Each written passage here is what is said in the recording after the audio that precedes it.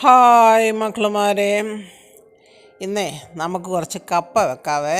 നല്ല അടിപൊളി കപ്പ.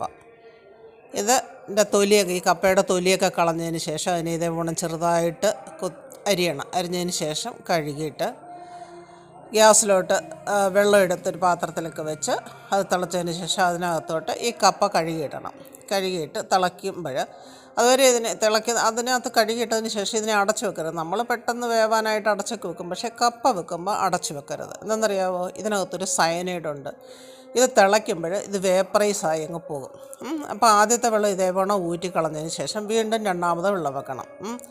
വെള്ളം വെച്ച് അതിനെ ഊറ്റിയതിന് ശേഷം ഇതിനകത്തോട്ട് കുറച്ച് ചുമന്നുള്ളിയും ഉപ്പും പച്ചമുളകും വെളിച്ചെണ്ണയും ഒക്കെ ഒഴിച്ച് ഒന്ന് ഇളക്കി കഴിച്ച് നോക്കിക്ക്. അതിൻ്റെ കൂടെ വേണമെങ്കിൽ ഒരു ഇച്ചിരി ഉണക്കമീൻ വറുത്തതുകൊണ്ടുണ്ടെങ്കിൽ അടിപൊളി.